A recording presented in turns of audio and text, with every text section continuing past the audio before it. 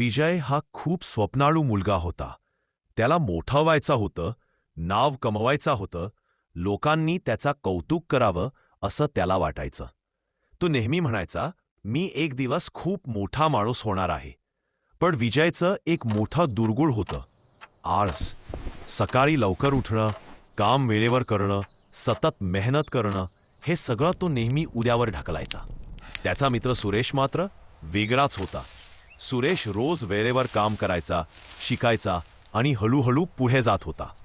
विजय त्याला पाहून म्हणायचा, तू एवढी मेहनत कशाला करतोस? मी एकदम मोठं काहीतरी करणार आहे. एके दिवशी गावात एक वृद्ध आजोबा आले. ते म्हणाले, बाळांनो, यशाचा रस्ता रोजच्या छोट्या प्रयत्नांनी तयार होतो. विजय हसला आणि म्हणाला, आजोबा, माझी स्वप्न खूप मोठी आहेत, पण आज नाही, उद्या सुरुवात करतो. आजोबा शांतपणे म्हणाले, जो माणूस कायम उद्याची वाट पाहतो, त्याचं आयुष्य आजच थांबत. हे शब्द विजयच्या मनात रुतून बसले. या रात्री विजयला झोप लागली नाही. त्याला जाणवलं की त्याची स्वप्न त्याचा आळसामुळे दूर जात आहेत. दुसऱ्या दिवशी विजयने मोठ्या घोषणा केल्या नाहीत. त्याने फक्त एक छोटंसं काम वेळेवर केलं.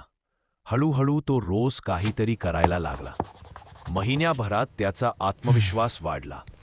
काही काळानंतर सुरेश यशस्वी झाला, पण विजयही आता मागे नव्हता, कारण तो चालायला लागला होता. बोध, मोठी स्वप्न पाहणं चांगला, पण ती पूर्ण करायची असतील तर आळस सोडून आजपासूनच कृती करावी लागते. उद्या हा आळशी माणसाचा सर्वात मोठा शत्रू